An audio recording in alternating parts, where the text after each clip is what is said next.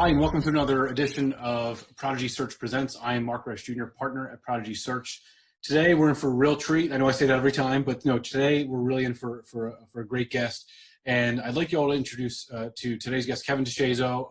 Kevin, you've been a longtime friend of Prodigy's, but I'm thankful to have you on and just to chat with our audience, our friends, our colleagues in the industry. So thank you again for being here. I'm thrilled to be with you guys.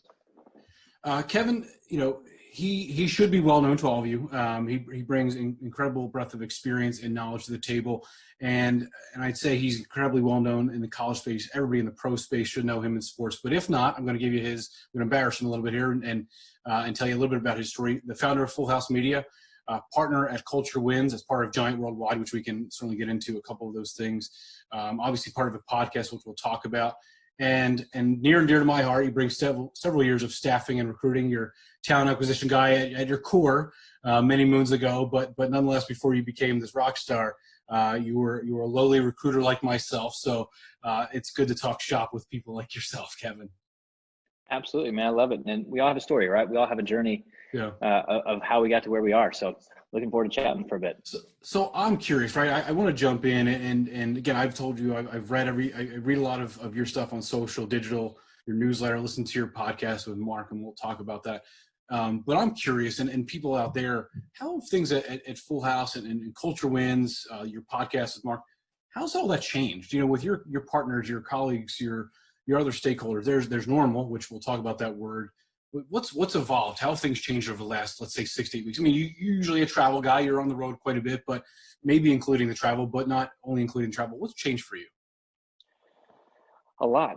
And, it's been interesting. So I spent for the past 10 years, I've spent most of my time traveling in the college sports space, some of the pro, but mostly college sports, doing, with Fieldhouse Media, it's doing social media training for college athletes, college coaches, administrators.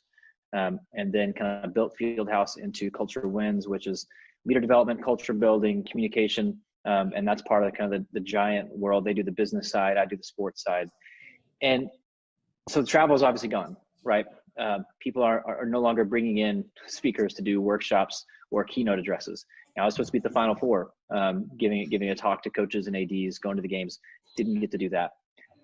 So that piece of it has changed, but the purpose of what I'm doing still hasn't changed. It's just the tactics, the daily how-to. And so now it's all switched to video call, whether that's Zoom or Microsoft Teams, Google, whatever. People still need those things. So organizations are still wanting to train and educate their student athletes on how to use social media better. So on the Fieldhouse side, we're still doing that. Especially with, as we're recording this today on April 29th, the NCAA announced they're going to start, they're going to announce some of the steps they're going to start taking around name, image, likeness, right? Which includes student athletes profiting off of their social media profiles and presence. So still doing that. But most of my days are spent on Zoom calls with teams from probably 8 in the morning, sometimes till 8 or 9, 10 o'clock at night. Because teams still want to get better. Leaders are still trying to get better, and they're trying to get some guidance on, in the middle of this situation, what does that look like? How do we stay connected? How do we communicate? How do we keep building culture? And so the how of the work, so to speak, has changed, but it's still happening, right? People still need these things. You've talked about, and great segue, I mean, you've talked about how this is new territory for leaders, right? And how your reaction or your response to them when they're unsure how to react or what to say or what to do, your reaction to them is, that's okay, or some form of that's okay, that's understandable. In other words, this pandemic isn't something we've ever been before. People will talk about the recession or 9/11, and that's fine that there's some comparables. None of them, by the way, are apples to apples. So what should leaders be doing now so that they are prepared? So your answer to them, if they come to you the next time a pandemic comes, is, well, how did you react prior, right? How are you kind of coaching leaders so that they're not just remembering, but they're kind of taking it all in, they're notating, whatever, in the recording, so that so history doesn't repeat itself? What's your kind of guidance to leaders that say, yeah, that's okay, but ... Yeah, it's a great point, in that nobody's ever led through this type of situation. Yeah. Right? Like I said, 9/11 different, 2008 different. All these other situations were bad, and they were their own version of crisis and disaster, but not where the whole world was shut down for months at a time. And so it's a situation on a scale that none of us in life have ever experienced. And leaders feel a burden in general, right? Leadership comes with a burden You know the decisions you make impact your organization, your people, and that comes with a heavy burden. It's not a complaint. That's just part of leadership. But you also feel the burden of making the right decision and having the answers. You think your people are looking to you for answers always, which is not true. We feel that pressure. Most of the time, they just want some reassurance that you're thinking of them, that you're working on a plan, that you're aware of the situation. And so for leaders, like, it's okay to not know exactly what to do. There is no right answer. For most of us, we're just trying to make the best of what seems to be many bad options. And so what we've been talking about with leaders and teams is, yes, all this happened and everything changed, and you no longer, you can't do this, you can't do this, you can't do this. Okay, we know that. Let's stop talking about it. Mm-hmm. And not to ignore it, but we can spend all day long talking about what we can't do. That doesn't change our day. We have a day in front of us. The question is, what are we going to do with this day? And I think for most organizations, kind of like us, like the purpose of an organization hasn't changed. Their day-to-day looks different. The how, communication looks different. Relationship looks different. Execution looks different. And so for us, it's been for leaders to have some perspective. And this sounds cheesy, but like, whatever they've experienced in life, they've overcome it. Mm-hmm. Right? They're sitting in this chair today, and it may not have looked how they wanted it to look at all times. Yeah. But they are where they are. They've overcome everything. So far, depending on where you're at, you're X amount of weeks into this. Right. So far, like in Oklahoma, we're 4 weeks in, maybe 5, could be 42. Right. We've all lost track. But we're a month into surviving a global pandemic. People have done things they didn't think they would ever do, were capable of doing. So to help them remember, like, hey, in the midst of the fear and anxiety, like, you're capable of more than you realize. So let's stop talking about what's gone wrong. What requires your best today? What requires your energy today? What requires your focus today? And that's how you move forward. Like in the middle of a tidal wave, right? You don't like stand out with your arms up. You're going to get knocked out. You get narrow and you lean in and you pivot and you focus and you do the right next thing. And so it's trying to help leaders maintain focus and perspective, because if they can do that, their team follows. Right? If they seem panicked, they seem freaked out, their team's going to freak out. And so for them to have that perspective in the midst of the storm.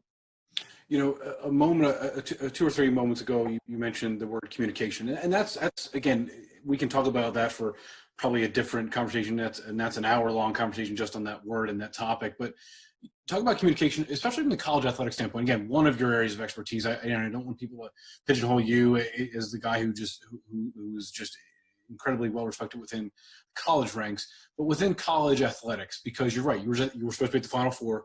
Not there. What should, I mean, if there is an AD or there is somebody in the athletic department or there's a coach that happens to listen to it, what should ADs and coaches be doing from a just purely communication standpoint?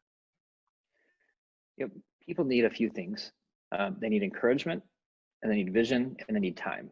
Like in the midst of stress, that's generally like they need, hey, where are we going? Like, do we have a vision? Do we have something we should be shooting for? They need consistent reminding of that. They need time, which is just presence with their leader, with their boss. And they need specific encouragement. Hey, I see you doing this. Not just, hey, love having you here, but like, hey, I appreciate your efforts on this. That mattered. We needed that. That made us better, whatever it may be. And so for the leader, time looks different now, right? You can't just stop in their office. So it may be a text. And so as your team is operating through the week, if someone does something that's noteworthy, don't just move past it. And we're getting unintentionally transactional and everything because the relationship piece is gone by nature of the beast, right? Again, we can't just go have a team lunch or stop in the office or talk in the break room.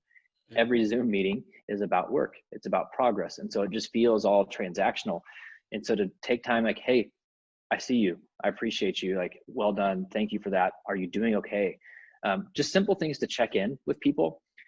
And the other piece is this is the difficult thing I think for leaders right now is there's a balance between communicating enough, communicating too little, and over communicating, because all those are possible.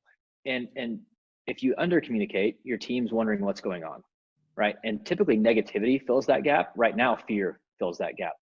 Am I essential? Are we shutting down? Did we not get the PPP loan? You know, people are just freaking out. Because there's not communication. And from a leader's perspective, we're like, oh, we were just busy. Sorry. We're not trying to not communicate. They were focusing on solving problems, right? Making progress. Communication became secondary. On the other side, if you over communicate, it's every time you get, so if you're an AD, every time you get an email from the NCAA or from the conference, you're just forwarding on. It's like, I talked with a department recently, talking with one of their coaches, and he was like, I said, did you see this email? He's like, I've stopped reading email because we get 25 a day from the AD. Yeah. And it's like, I don't know what to do with all these emails. And so there's information overload. And so you've got to have some discretion and discipline on what you share, when you share it, and who you share it with. Are there, and I was going to ask you that because the over communication thing, and I, like any other leader, I'm not just calling myself that. Hopefully I've had the ability to lead people and currently lead people, but I do struggle with that over communication thing. And I've worked with people that have as well, which is, you're right. I mean, what's too much transparency? What's too much, I hate to say pulling back the curtain or, showing how, showing how something's made, right?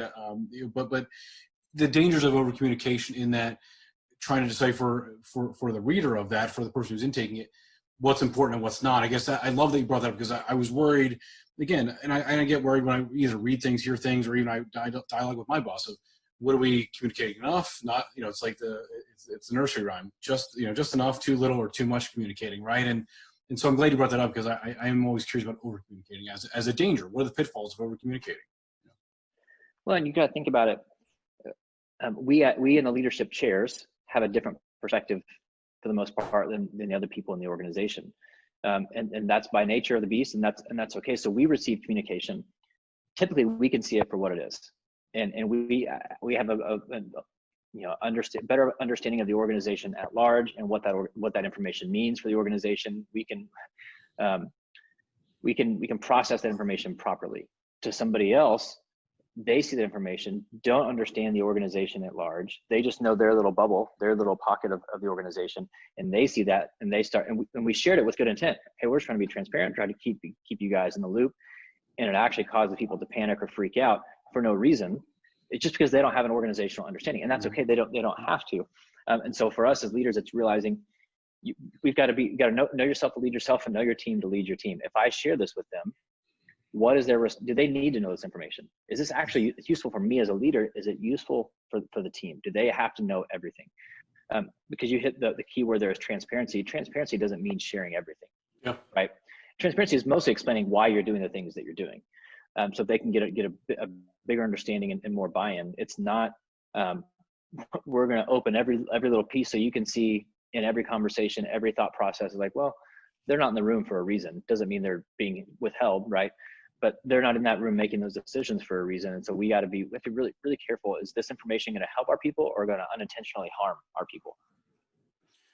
One of the things that, we talk about normal, right? And that word, the new normal, that's come up, and perhaps, I'm a Latin guy ad nauseum, right? It's been a lot, right? And you see and hear the phrase, and frankly, it's just white noise. I don't even know what that phrase means anymore. So I kind of gone past that, right? But you talked about this potentially, so I don't want to put words in your mouth, but potentially being, the Great Reset. And while I hope everyone listens to your podcast, the Sports Leadership Podcast with Mark, for those of you who had not, tell us what you meant by that idea, because I bought in. I love the rationale, the conversation you and Mark had about the Great Reset. What was your thought process behind that phrase? If I could replace that with the new normal, that would be super. But talk to us about that.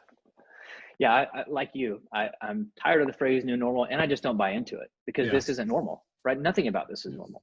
And I think language really matters. And so to call it normal is to imply like this is how it's going to be. It's like, well, that's just not true. It's a season, right? And seasons end. So this is a season, and we'll come out of it. A new normal will come, whatever that looks like. When that happens, we don't know. But for me, I've been calling it the Great Reset, meaning everything is shut down, right? Again, like my brain really struggles to like grasp the fact that it's 2020 and the world is shut down. Like that is the most bizarre thing in the world to me. And so, but it's a massive opportunity for an overworked, over-hustled, overextended people and culture to be forced to hit pause and hit reset. So people are hitting reset on how do I work? How do I interact with my family? What about my friendships? What are my real priorities? What do I actually value? To hit reset on all these things, or they're not, right? And so they're reevaluating everything, and they're going to come out of this better, or they're just saying, nope, I'm ignoring it, and I'm just going to either put my head down and work until everything's okay, or I'm just going to go watch Netflix until they tell me life is back to normal. And those people aren't going to come out of it better. And I don't say that to shame people. Or you can choose whatever path you want to choose, but you have to own the results of those choices. And so for so many of us, I think it is a great reset. And I'm fascinated to see, what does work look like? Now, I think we've realized remote work isn't the answer, but it can be useful. For some organizations, it works. For most, it doesn't. But many may be able to go to a hybrid, say, you know what, like this could actually work pretty well. It gives our people some freedom. I think a lot of people, it's amazing how many coaches and CEOs and high-level leaders are now saying, man, this time I've never had this much time with my family, because they've convinced themselves that they have to work 90 hours a week, which is a lie. They're just trying to show that they're working hard, as that matters. Yeah. So what does this mean for their family going forward? You know, does this reset how that relationship all looks and the work-life balance? Cool. Let's stay on that work from home comment, because it's interesting, and I don't want to make you repeat yourself, but I want to go down that path, and again, not something we need to spend a significant amount of time on, but you speak with people, you read on social media, right? And I'm sure there's memes out there, right? But the common refrain, again, tied to work from home or remote work, is, you know, oh man, you know, I guess bosses are now seeing how everybody can work from home, right? And I often think that, okay, there's probably some of that goes on, right? Bosses maybe historically, again, old school, maybe you don't trust, you know, your employees to work from home, that they're getting their work done, et cetera, in some cases. But I often look at it from the other side. I'm curious to hear your take on this, that bosses, just like me, just like you, anybody else, they like the interaction, right? I love going in and grabbing a coffee with a coworker, stopping by their office, knocking on the door, and just chatting, going out to lunch. You said this earlier, going out to lunch with them, just chatting with them, or going in the conference room. Hey, can we do a quick 5 minutes in the conference room? And not that those things can't take place now, but what's your take on that? Kind of I guess the negative kind of a look at the work from home thing. Oh, great. Now my boss knows I can do it from my sofa, TV on in the background, and get my job done. I mean, that's not the whole point of this, right? It still is work from home. You know, the work part of that doesn't go away, right? So the phenomenon of it being a negative of, I think we've all earned their trust now, right? They're all going to revert, you know, not old school. There's going to be no longer office buildings anywhere in the world. Yeah, that's what we're seeing. I saw an article today. So like crowded offices are going away. Well, maybe. Yeah. We don't know what's going to happen with anything, right? Yeah. So let's not make these grand declarations, but I think you're right. Remote work works for some people. It works for some organizations, but it's my opinion, it's just not the best way. Remote learning is not the best way. Now, obviously, it depends on the topic, on the subject, but we're made for relationship. Like, we're made to be connected, and I think we've realized. It's interesting how many people I've talked to who were frustrated with like their work culture, their workplace, all this stuff. They desperately miss it. And they realize, you know what? I was complaining about a lot of things I didn't need to complain. I just miss my coworkers. Yeah. And so like that relational piece, that ability to just stop in someone's office and have a minute chat, to go to a team lunch, like those things matter. And can you get work done home? Absolutely. Some people may work better from home. Some people work much better in the office. Like I hate being home to try to get work done. It doesn't work well with my personality. I'm just so easily distracted. So I've still been coming to the office. It's an empty building, and I come in usually half a day, so I can focus and get things done. Otherwise, I've got 3 kids running around and my wife and a dog and everything else. And so that's the thing that people don't. And this has been an interesting season, because you've got maybe a husband working from home, a wife working from home. They're trying to teach their kids, right? Now they're being teachers from home as well. Yeah. And so it's pure chaos. And I'm seeing actually on some level more burnout than we had before, because people feel like, well, my phone's right there, my computer's right there. So I don't think remote work is the answer, but I think it can be used effectively time. You know, you mentioned culture. You're a big culture guy. I'm a big culture guy, and I say that trying not to be facetious in saying that both of us are. But the questions come up, right? And I've thought about this a lot. How does anyone, you know, try to build or maintain or mold a culture via all those Zoom or Slack or Skype? And again, not that you need to, culture doesn't need to always be built in person, but how do you try to do things during this environment with that, you know, capital C or lowercase c culture?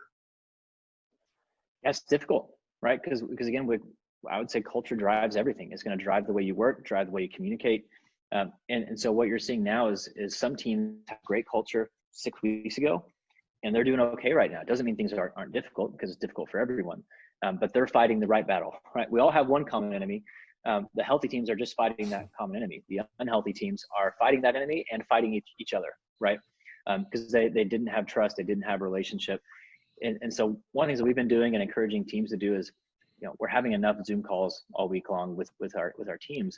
We're scheduling one where we just hang out. Like, we have one call a week as a team, 30 minutes. We have a system we call 5 gears. So it's about work-life balance. And third gear is just connection, which could be playing golf, going to dinner, a convention, right, where you're just hanging out and networking with people.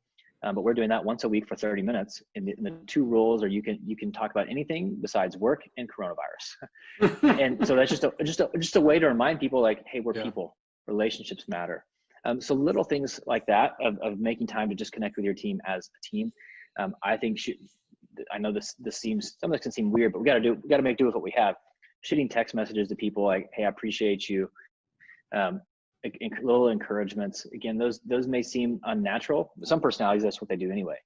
But we've got to connect and build a relationship, which is really the driver of culture, the best we can. Otherwise, we're just all going to dive into our work and we'll be productive, but we'll be exhausted. We'll be burnt out. We're not going to feel appreciated. And so that takes extra effort in this season, right? Communication takes extra effort. Relationship takes extra effort. But if you value it, you'll figure out a way. So it's, again, one of those things. We can complain about things we can no longer do to create culture, or we can figure out, okay, this is what we have.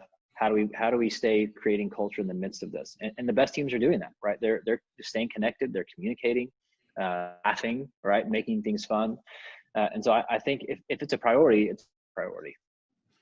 You talked about the one, and I love that, by the way, and I might have to borrow the one Zoom, the one connection with your team per week. You can't talk about work or the coronavirus. And an idea crossed my mind, when it comes to Culture Wins, the newsletter, when it comes to the podcast with Mark. Did you guys ever feel that you personally, individually, or as the people that work with you on those two projects, was there a balancing act of do we ignore this in our daily newsletter, in the podcast when I know you've recorded a couple, I think I've listened to a handful, but you've recorded a couple episodes that did talk about coronavirus. I mean, did you think about, do we do the newsletter? Do we do podcast, ignoring the elephant in the room? Or is there, I mean, I guess, where did the switch kind of go off that, hey, we got to address it, right? Yeah. So the newsletter, the daily email, it was interesting because this is, again, we're probably 4 or 5, 6 weeks, kind of depending on, in terms of this being not just a conversation, but an actual impact on us, right? Thinking really from the time that it kicked off here in Oklahoma City when the Thunder game with Jazz got shut down, and that was kind of the tipping point for the U.S. Sure. And so for me, early on, like most idiots, uninformed, I didn't think it was going to be that big of a deal. And I didn't know, but I saw speakers starting to cancel. I'm like, man, I'm not afraid to travel. Like, if you need a speaker, I'll fill in, we'll figure it out. It's like, and so again, this was in March, like early March, not like 2 weeks ago. And so I'm like, I'm just not going to live in fear, like, whatever. And then you start to see, like, once the Thunder game, I was like, okay, this may be pretty serious. And then March Madness, and I was like, all right, this is no joke. Let's, shut everything down, whatever. And then it's, I feel, I don't know if I say obligation, but like the idea with the daily email is just to give people a thought of the day, encouragement, perspective, whatever it may be. And I don't know if I wrestled with it, but I had the thought, like, do I just act like everything is normal? Yeah. Or do I talk about fear and chaos and crisis and adversity and overcoming and obstacles, and make that just address it and let that be the theme in this season? But then there was definitely a point of, what, we're all like, part of what I want to address is what I think people are experiencing, which usually we're all experiencing the same thing, right? So most of what I write about is what I'm thinking about, struggling with, learning, whatever. So it's like, well, this is what I'm dealing with, and so is everyone else. So let's not, what am I learning that can maybe help people in the midst of it? And now the part of, maybe it's just personality, but part of it's like, when do I stop talking about it? Yeah. Like, when do we start acting as if things are not normal, but like, when do we start getting more normal messages and stop making excuses for behaviors and all sorts of stuff? But Mark and I had the same, it wasn't a huge discussion, but it was, hey, who can we talk to that will add value? And so we talked with Brian Bedford with Cisco, and he's led remote teams for years. How does this impact him in the sports world? We've got a few people coming up from the PGA Tour and from different schools and conferences, talking about how they're approaching it. And mostly, again, part of that is the intentionality is reminding people, because we can easily get in our silos, and we know this is impacting the world, but we feel like it's just impacting us. But when we can hear other people tell their story and their struggles and what they're doing to kind of keep moving forward, it's just a reminder of like, oh yeah, they're facing this too. I don't need to sit here and have a pity party and woe is me. Like, they're in the same boat, and here's what they're doing. How can I learn from that? So just trying to be a resource to help people in the midst of it. And you know, it's funny, the podcast situation, and I listened to Brian's and I thought that was fantastic, but I think it's interesting. That's just another means of hearing from people that you're curious. What are they experiencing? How are they reacting? I told somebody the other day, I said at the beginning of this goes back to 4 weeks. I said in on a Facebook Live conversation, it was about ticket sales, just because I said, what are people in ticket sales doing? How are they communicating with their prospects, their clients? I just want to learn. I don't do anything in ticket sales. I'm a recruiter, but I was curious about, and there was like several hundred people on that. I'm like, how are these people doing their job? And then so again, it's not just me now. It's not just me. It's not just Prodigy. It's not just recruiters. Everybody's experiencing something like that. So it's kind of listening. And listen, you said something about the newsletter, and I laughed because and we subscribed for a few years now, and I started, at first it was just me, and then I would share it with a few coworkers. And what I always liked, and not that I don't mind the philosophical ones that again are very much, they're very impactful, but there are certain ones that you send out that are abstract, and there are certain ones where you tie in something about your family, your homeland. And so I'm always intrigued, right? With the Culture Wins newsletter, you reference your boys, I think, and I look at it and I say, well, how can people, again, in the sports industry, but across other industries, use experiences like that, how they're navigating things at home, which maybe things at home are different than what they were before, but with their significant other, with their kids, coaching Little League, how can they apply those things to their job and their career? Because I think people, to your point, you use the word silos. I think people say, well, I coached Little League and here's how and they forget to use any of those things that worked when they go to their job the next day, or here's a disagreement with my significant other, and here's how we kind of resolve the issue. And they don't take it to the office, where sometimes I'm like, there's a missed opportunity, I think. But what's your take on that? Because you do bring that into your newsletter. Yeah, because for me, it's all one and the same. Yeah. And because you're right, like you're spot on. People think leadership is your 8 to 5, right? I know 8 to 5 doesn't exist really anymore, but we think leadership is our job. It's what we get paid to do. We don't think about it as a mindset or a lifestyle of how we parent our kids, how we interact with our spouse, how we coach Little League, which, by the way, trying to apply all the stuff that I talk about to 8-year-olds playing baseball and basketball does not work. So yeah. There's got to be, I mean, our 8-year-old basketball team, we won. I don't think we won. I think we lost every game. And I added it up. I think we lost on the season combined. It was like 212 to 25. I mean, it was not good. So all the things I talk about don't work on 8-year-olds. But to your point, it's like, one, I need to be, and it's not natural for me. So I'll say that, like, it's been a learned thing, because my tendency is to put everything, I love my family, love my wife, love my boys. It's easy for me to put most of us, I think, to put most of my energy into work. And at some point I realized, well, that's not fair. Like, they don't get my leftovers. I don't get to go do fun, cool stuff and then just be home. And so part of it is like, I have to be intentional in every circle of influence, with my wife, with my kids, with my friends, the team, when I'm with an organization. But the other piece is just an awareness of, if I and this is a learned thing as well. So this is not a natural for me. Because I would always watch speakers. I'm like, man, where do they come up with this stuff? Like, and it could be from a commercial. It could be from, now maybe they're just making things up, right? Like, I had talked to a guy the other day, and they probably didn't. They're just saying that for the effect of a story. But it's like, it's stuff with their kids or their spouse or whatever. I'm like, where do they come up with this stuff? And I just realized, like, all the best stories they're always happening. We just have to pay attention. And so for me, it's an awareness thing of, like, if we're climbing, you know, we've been trying to go to state parks around Oklahoma during the middle of this, just to get outside. There's nobody around.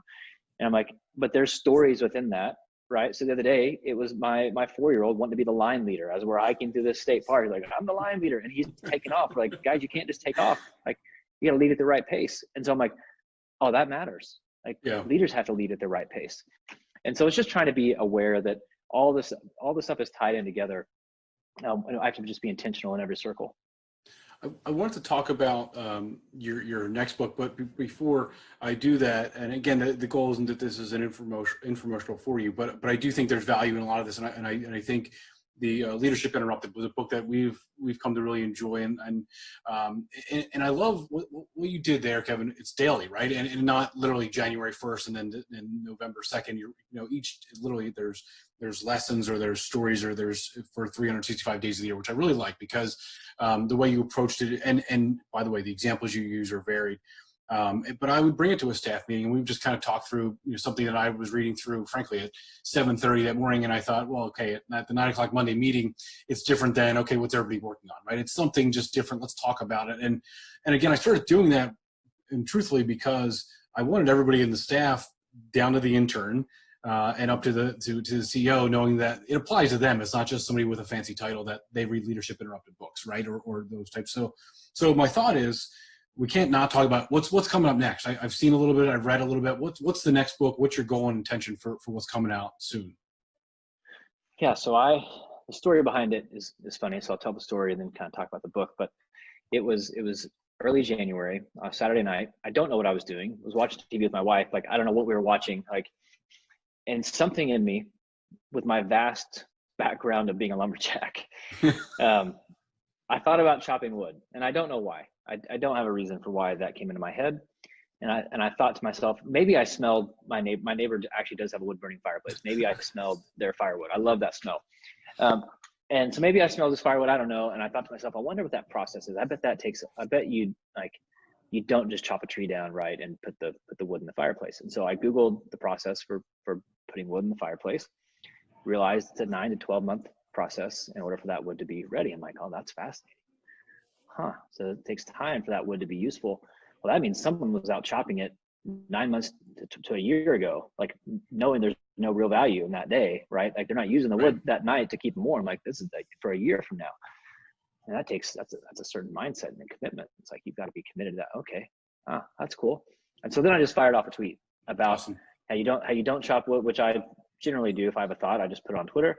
But it was about if you don't chop wood because you need it today, right? You chop wood so that you have fuel for the fire tomorrow. And I tied that into culture, meaning if your culture is going to face adversity, if you've not done the work to chop wood and to build relational trust, to have communication, to build influence with each other, you're not going to make it when adversity hits. You're not going to have fuel for the fire to get you through adversity. So I just fired off that tweet late on a Saturday night. I actually was talking about it with my wife 2 days ago, trying to remember all the story. I'm like, this was like 10 or 10:30 at night. She's like, no, it was on like a Wednesday afternoon. I'm like, no. And I found it. It was January 11th at 10:27 at night. I fired off that tweet.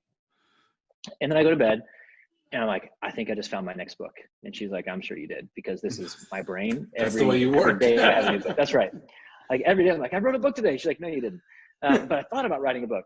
And so I wake up in the morning and that tweet, and then this is a weird thing to say, but like the tweet kind of blown up. And I was like, okay, that resonated with people. Like there's something there. And so then I used it a couple days later in the daily email. And I usually get maybe 1 or 2 replies to that email a week.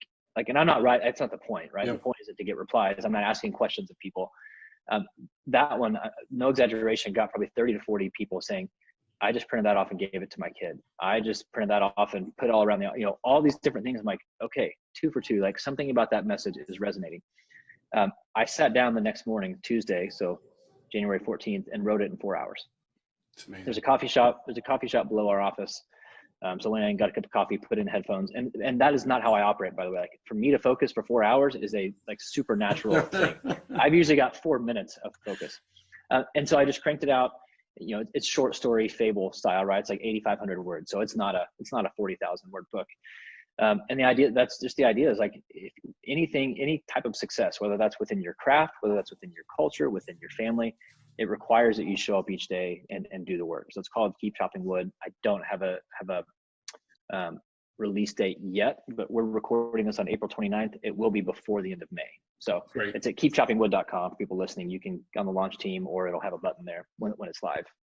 Well, listen, I appreciate that overview, and we'll be sure to get it. I've always been appreciative of it, and because listen, your role and your career has expanded to the extent that you're, again, part of all the things that we talk about, giant worldwide, and everything you've done, from your lowly levels of being a recruiter and talent acquisition person to where, again, going to the Final Four, talking to ADs, but your ability to talk to, again, small shops, 10-person companies, boutique, agencies like ours, and on a grander scale. Again, the tremendous work you do on the college scene, social and otherwise. I know social's not the only thing, but that's why I, again, appreciate the first book, and now this upcoming one, because I think it applies. My point is, it applies to everybody. And I think it doesn't need to be just, great, give this to an AD or the head basketball coach in the NBA, and they'll give it, and they'll be the next Jimmy V, right? I mean, there's elements that can help a small mom and pop shop in there. And again, it can be applied to the home life too, but that's what I've always appreciated about you, Kevin. So thank you for sharing that on your book. And appreciate your time today. Again, I know you're incredibly busy. I know you're not traveling as much, but I know you're, again, like you point, your mind never stops, and I'm sure there's a lot of other things that you need to do. But I know people will take great value from this interview. They'll take a lot of lessons, and I hope they apply them. And I think, again, during this time, but also moving forward, yeah, this is a pandemic centered conversation, but most of this, if not all of it, moving forward will still be, 6, 12 months from now, 6, 12 years from now, still has a place. So really appreciate your time. Thank you so much. Please stay healthy and safe. Hey, you guys as well. Appreciate you so much.